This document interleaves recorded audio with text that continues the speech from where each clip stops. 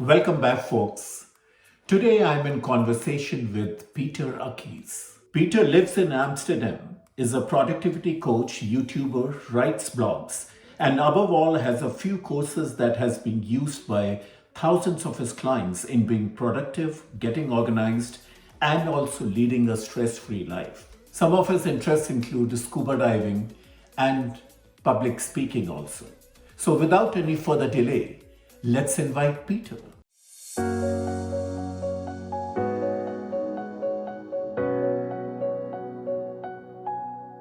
Welcome, Peter. Hi, How, Anshul. Thanks for having me. how are you doing? And thanks for joining and collaborating with Nextgen Digital. Yeah, And well, very exciting. so I know we are going to talk about a lot of things here. And I think the best way to start over here is Peter, if you can take a few minutes and talk about yourself, how did you start this channel? What does your channel do? And I know, personally speaking, I'm a great follower of your channel and I know quite a bit about you. But just for the benefit of my viewers, if you can just give a quick introduction, please. Sure, yeah. So, hello, folks. My name is Peter Akkies, and I like to think of myself as a productivity teacher these days. That's the main label. We all have a lot of labels that we do. So, I have a background as a consultant in economic consulting, which is where you work for really big law firms that are involved in massive litigation. That's what I started doing after I graduated college. And after a couple of years of doing that, I totally burned out. And I thought, you know what, spending 40, 50, 60 hours a week in an office working for other people is not for me. And I decided I want to start my own business. Didn't really know what I was doing. I was also in the middle of burnout. So for a couple of years, I was just trying to get through the day really. And at some point I started blogging a little bit. And one day I blogged about an app that I was using at the time, OmniFocus, a task manager. And I put a little bit more effort into this blog post and other blog posts. And then I published it and nothing happened. Kept blogging about some other random topics. And 6 months later, all of a sudden, I found that Google searches were driving quite a bit of traffic to my blog post where I described how to use OmniFocus. And I was like, oh, look at that. Nobody was reading my blog before. Now some people are reading my blog. And that traffic, increased. More and more people came to read it. And then some people would leave a comment on my blog post like, oh, this was so useful. And at some point, someone commented and said, Peter, you should really charge for this knowledge. Like, it's really valuable. And then I thought, that's an excellent idea. And so then I decided to record a video course teaching people how to use OmniFocus to be more productive. And that course ended up doing pretty well. And I ended up creating 2 other courses. This was less than 2 years ago, and in that time I created 2 other courses. So I've got 3 courses now, and that's how I make a living. So my YouTube channel is sort of a teaser, if you will, for my courses, and also just a way for me to, just to help people out at a larger scale than I could do with my courses. Great. That's a great introduction. But thanks for taking out time, Peter. And so how long was it when you started this blogging or YouTube channel? I would say it was 2 years ago. So right about the time, less than 2 years ago, because we're speaking in December of 2020, and it was in March, I want to say 2019, yes, that I created my first course. And it was really after I did the course that I started posting serious videos on my YouTube channel, not just me randomly talking about something. So it's pretty recent.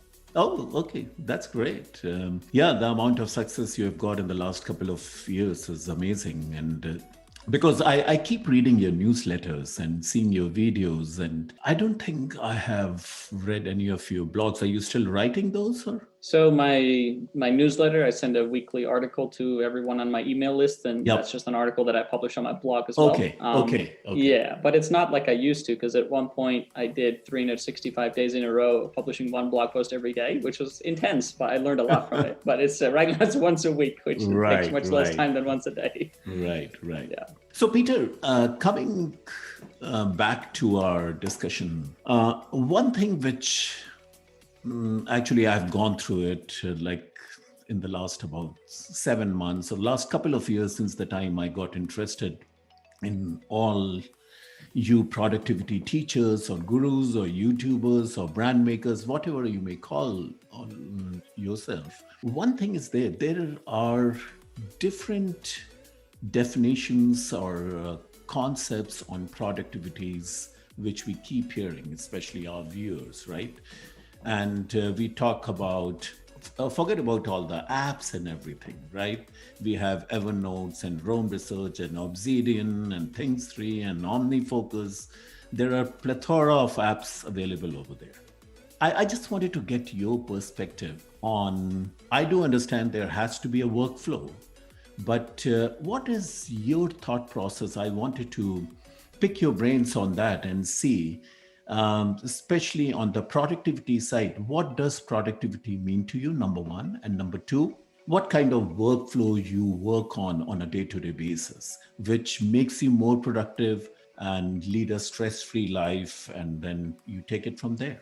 Yeah, and those are great questions, and I really appreciate that you start there, because a lot of times people will jump into talking about how to be more productive without defining what that means, and so that's so tricky, because if you don't know what you're trying to achieve, right? If you're not clear on the definition of what that means for you, like, are you very likely to achieve it? I don't think so.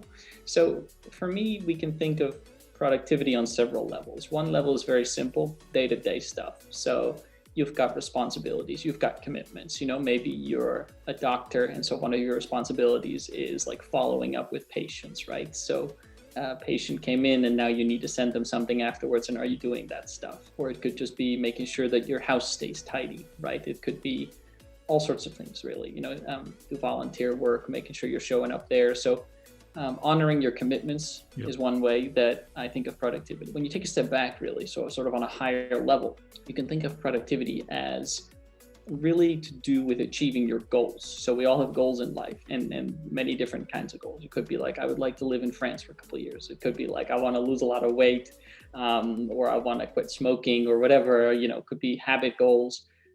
Or it could just be like, I would like to speak at conventions of some kind, like speak in front of a lot of people. And are you achieving those things? So for me, there's a distinction between sort of the day-to-day productivity and like the, what I call big picture productivity is like, Are you really achieving the goals that you have in your life, or are you always stuck on that day-to-day level? No, makes a lot of sense. And so you have goals, and like you mentioned, like any of us, right? We have goals. We write it down. We create a to-do list and all those things, and then we start using these apps, different apps, right? And I know I was talking to one of my student, and he said, which app will you recommend? I said, I will not recommend you any of these apps. What I will recommend you, what works for you, how. So I wanted to understand what are his challenges? How does he work? He can work with Evernote also. He can work with Things3 or any of these apps. Doesn't matter. Yeah. I absolutely know that you are a big follower of Things3 as well as OmniFocus. Mm-hmm. If you can just talk about Things3, and how do you manage your workflow, or you can even share your screen if you want to, and show how do you manage your day-to-day projects. So because I know you speak at different conventions also, and you have courses, you talk to your clients and all those things. How do you manage your typical day or a week accordingly? Sure. Yeah. Let me explain a little bit first, and then I'll actually pull up my things, because I think that would be nice to show people also. Sure. So the way that I think about it is asking the why. Okay. So getting really clear on what it is that you want to achieve and why, and then finding apps that support you in sort of going through the chain of reasoning and getting things done. So for example, I am a part of a Toastmasters club. Toastmasters, right? A big international organization where people work on their public speaking and their leadership skills, and they have local clubs, and I'm the president of our local club right now. So sometimes I'm giving a speech in my club. I also have a lot of ongoing responsibilities as president. I open the meeting, when the meeting closes, I tell everybody, hey, the next meeting is on this date, stuff like that. Or maybe I'll welcome new members. And so I want to make sure that I'm keeping track of these things. Why do I want to do that? I want to do that because I want to fulfill my duties as president. Okay. So I kind of think of my life in terms of buckets, in terms of areas, right? And which hats am I wearing? So there's Peter, the Toastmaster, and he's trying to fulfill his Toastmaster duties. There's also Peter, the course creator. And so I have to, for example, I don't have to, but I like to support my students, right? So if someone takes my course, they've got a question, they email me, I respond. Then there's Peter, the person who's recently started weightlifting. So I have my responsibilities to show up at the gym, you know? Yep. And so I like to start by organizing my life into areas and then asking myself, what are all the things that I'm trying to achieve in this area? So if you like, I can open up my things 3 a little bit and show people how I've got that set up. You're going to have to give me permission to share my screen. There we go. Yep. Getting a beautiful view of my dark mode things 3 right now. I know. So basically, I like things 3 a lot. Another app I used to use, like I said, was OmniFocus. And these apps are quite particular. They're task managers, but they think about tasks in a specific way that not all task managers do. And the reason I like Things 3 is because, first of all, it does that thing that I was talking about before, where I can organize my life into areas. If I collapse the areas here, you can kind of see them. So I actually have a Toastmasters area here, trips. Not so many trips going on these days, as you might understand. Hopefully 2021, go back to going on trips. Course development, I have a community for my students, I have support. Of course, I have admin stuff like everybody else, home health. And so let's go, for example, to my marketing and sales area, because I market my courses. And so within that, I've got projects. And so one is actually the interview with you. There's a project for that. Wow. That's fun. That one's pretty simple. I already did a couple things preparing for the video, but once we're done, I'm going to be sharing this video with my audience as well. And so I've already created a task for that. And there's kind of this units of thinking that's like my life is divided into areas. In each area, I have projects. So another project is I'm writing an email that goes out on Sunday. So I've got a project for that, and it has a bunch of steps. Decide on the topic, write the article, proofread the article, add it to my email app, send it out. And as I'm working through those, I'm just checking those off. And at some point, they'll all be checked off. I check off the whole project. I won't do it now. And then it's gone. And so by thinking of your life in terms of areas and projects this way, you really can get a lot of clarity on what it is you need to do. And you can also see that I've got them all lined up really nicely right here in the sidebar. And then there's the matter of when am I going to do stuff. So Things has a nice today view, which is cool. And this is just the things that I'm intending to work on today. It's later in the day for me now. So you see that my today view is nice and empty, which is good. This is one more thing that I want to do today. But so one thing I could do is I could say, you know what, I actually want to write this article for Sunday. I want to write it today already. So I can select these first 2 tasks out of this project, right click when, and say today.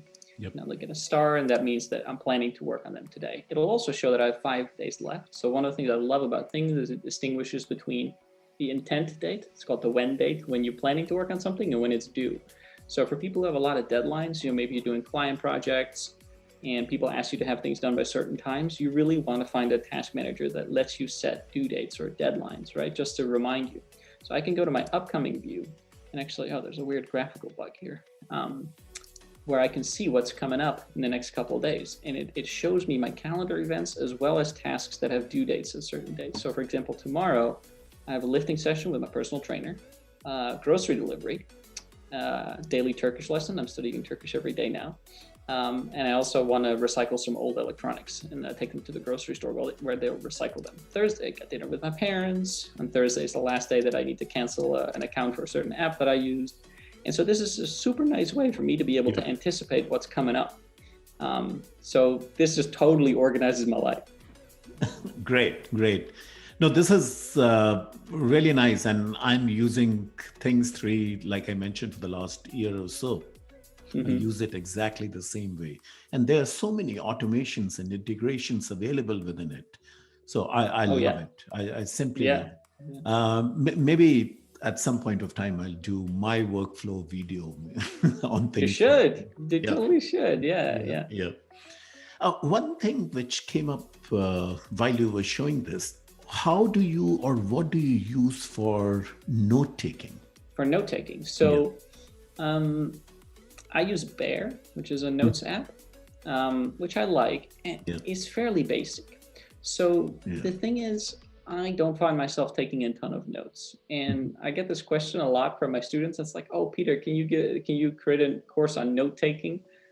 Maybe I will at some point, but for now, like that's just not something I do very much. I mean, I store things in my notes, like I have a certain color palette that I use in my design, in my marketing, and whatever. So I've got the color palette in my notes app. But I can imagine other people that have way more intense use cases. Like, let's say you are an academic researcher Mhm. and you're working on a new paper, you're doing some research, and as background reading, you have to read 30 other papers and compile notes on them because you're going to Yeah. be referencing them in your literature review. Then you've got a really serious note-taking need. And so for something like that, I probably would not recommend Bear, which is a very lightweight app. Then you're thinking more of something like Evernote, which can really handle a lot, or even an app like Yeah. DevonThink, which is like super intense, True. storing True. everything True. app. Yeah. But for me, very simple. Okay. Okay. Now, I think I should get into your one of the most famous courses. That's what I feel is the big, is the big picture productivity. So, what I wanted to ask you is, and I want to understand that too, is number one, what does it do for a person who's taking this course? Number one. Number two is like I've gone through the contents of that course anyways, and if you wish you can share that also over here. What are the different contents within that course, and where do you see is the differentiator, or where does the magic happen for a person who takes this course? So if Yeah. you could just So talk about it. Yeah, and so this has to do with what I was mentioning earlier with that distinction between your day-to-day productivity and what I'm calling big picture productivity. Mhm. Different way to say that is like, are you achieving your goals? So many of my students tell me that, Peter, I loved your course on OmniFocus. I loved your course on things. I feel super on top of my day-to-day stuff. And I'm always like, that's great. That's what we were intending to do. I'm so happy that you got this result. And also just people who are not literally my students, but just like watch my YouTube videos, have Sure. questions. They'll say, okay, but I feel like I'm not really making any progress in life. I just keep doing the same things. I have all these big dreams. I'm not really moving towards them. And so I created this course titled Big Picture Productivity to give people a framework, like a workflow to consistently make progress towards their goals. Yeah, So to consistently, sort of keep an eye on the big picture. And that really revolves around asking why a lot. And so it's not just saying, here's all my list of tasks. I will randomly pick 5 that I'll work on today. But it's like, no, why are you working on these today? Or why are you working on these tasks this week? And even at the level of like a quarter of the year, 3 months, what are you going to work on in the coming 3 months and why? And that's really the premise of it. Is quite simple, but of course, putting it in workflow form takes a little bit of time, takes some time for people to get used to. But once you can consistently do that, make plans for the future, and execute on your plan, more or less, right? That's really when you start seeing big progress. So that's what I want people to achieve. Okay. So what's the duration of that course? Like if someone signs up, let's say today, how much time he or she will be taking to complete that course? So I initially created this as a self-paced course, Okay. but I have actually retired the self-paced version of it, and it's now running as a live program. And the reason for that is this. I noticed when a bunch of my students started going through the self-paced version of the course, a lot of people were getting stuck. And I talked to a lot of my course creator friends. Apparently this is pretty common. People have amazing intentions. They enroll in your course. They really want to make a difference in their life. But for some reason or another, they just don't actually go through the course. They got busy, they're working on someone else's course, or they forgot about it or whatever. And so you end up with a lot of students that don't get results simply because they didn't, do the work. True, and very true. Yeah. Yeah. And it's kind of sad. Like obviously I'm doing this to make a living, but I also actually care about getting my students good outcomes. And Absolutely. so I realized that I had to be more personally involved for people to stay motivated and really do the work. So that's why I reimagined the whole thing as a live program. And the first iteration of the live program will start in January, and it'll be a 5-week thing with 1 or 2 calls a week.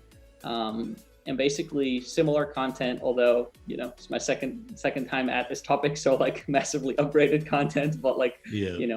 and I'm basically going to be walking people through it with way more live involvement from me, a lot of calls where people can tell me what, their situation is and get my direct feedback. Because I found that in the end, like the human touch just like makes a big difference in people's Absolutely. results. Any day, any day. Human touch is so important. Yeah. Yeah. You also used to do like consulting work, right? For I people. do. I do. Yeah. Oh, Yeah. still do. Yeah. Yeah. Still do it. I don't do it individually. I've been doing it with some organizations in the manufacturing side or the financial sector, or more on the consulting companies. So I did that, and then I got into this. Then COVID came, so I'm into a lot of things. I have my I write blogs, and Yeah. on Medium I write. I'm sure you must have heard about that, the Oh, Medium yeah, yeah, yeah. platform. And Yeah. then I just launched my own website just for blogs and consulting. Hmm. So I'll share the link with you, or maybe I'll Yeah, share please the do. link. Yeah, I'll do that. Yeah. No, but so you're aware, like, that, if you're as a consultant, if you just write a report and you just throw it in someone's desk, All right. nothing's Yeah. going to change, right? Yeah. So, Yeah. And you're absolutely right, Peter. It's not about that someone has purchased your course for whatever price. But the issue comes when he or she is not using it, not purposely, but maybe right. they have started procrastinating, some other priorities come, some different goals Yeah. comes in their lives and all those things. But I think this one-on-one thing will definitely work for you. Yeah, so the program will be a group setting, but Yeah. in the group setting, like if you're on a call with a bunch of people, it's gonna be like a Zoom call. Someone Yeah. can say, "Listen, you talked about this. That was interesting. That was helpful. But my situation is a little bit different. How would you recommend that Yeah. I handle it?" That's so Right. much more powerful than someone going through a pre-recorded video, and they have that question, and then they just get stuck. And some people literally tell me, I've been stuck for 3 weeks now. I just don't know what to do with this particular exercise. And Yeah. Yeah. yeah, makes me Yeah. sad, but that's the way it is. So I just thought, how can I help people more? Yeah, yeah. No, great. Thank you so much. This big picture productivity, I'm sure it will be successful. And Thank you you. are a great coach. You're a great teacher. I know that I've seen so many of your videos in the last about year or so. So, Peter, before we wrap up, I wanted to ask you, and this is for my learning as well as I ask everyone, whomever I interview, I ask this question for sure. Sure. We talk about productivity, we talk about reducing procrastination, and we talk about workflows. Especially this year, 2020, we've started talking about leading a stress free life, right? All these Yes. things. Maybe all these things are synonyms, right? So, this entire technology space where there are so many apps, whether you talk about note taking and to-do lists or integration platforms like Zapier and all those things. Hmm. So I recently heard about Readwise. I'm not sure if you've heard about that. Readwise, It while you're sounds familiar. so while you're reading a book or on a Kindle or on a PDF, you highlight something so that highlight Right. gets saved into Readwise.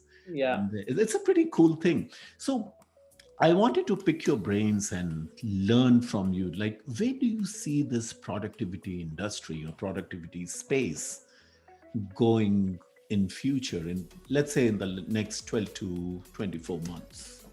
I think we're going to see more and more beautifully crafted productivity apps that will do anything you could possibly want them to do. Mhm. But what I would encourage people to ask is, should I do this? So just because there is an app that lets you do something doesn't mean that you should be doing that thing. So my approach very much is use apps like be clear, at least towards yourself, why you're doing something. So I use Things 3 because it makes me more reliable, more consistent, because people can trust me basically, right? And because I can trust myself. So it lowers my stress and it makes sure that I get my stuff done on time. Let's say you have an app like this Readwise thing that you're mentioning.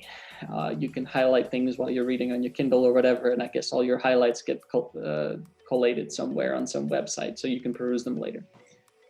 Why would you want to do that? And some people, like I said, are going to have excellent reasons for this because you think it's fun, because it helps, because you're doing a lot of research for a book that you're writing or whatever. Yeah. I personally don't really have a use case for that, so I'm not going to bother trying that. Sure. I do read every night before going to bed. I've been doing that for as long as I can remember. I always read until my eyes, until I start nodding off.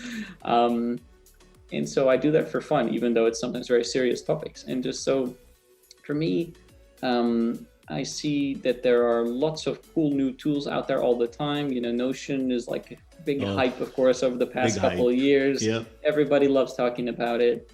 And if you have a great use case for it, that's great. But think carefully. Are you maybe watching other people's videos on this and thinking, that looks cool, let me try it? Maybe you need to dig a little bit deeper. Be honest with yourself. If you're doing it for fun, you're doing it for fun. But don't kid yourself into thinking that it's making you more productive when it's not. Right. No, I got it. No, that's a great tip and great insight. So, Peter, I think thanks for your time once again. I really appreciate you taking our time. I know it's like almost 9 p.m. over there in Amsterdam.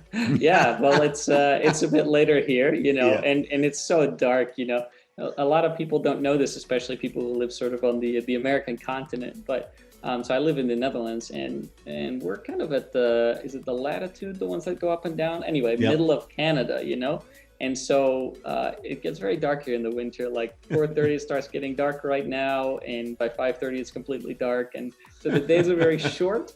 So thank you very much for having me. It's very, very nice to actually speak to people because, like everybody else, I'm not seeing nearly as many people these days. So.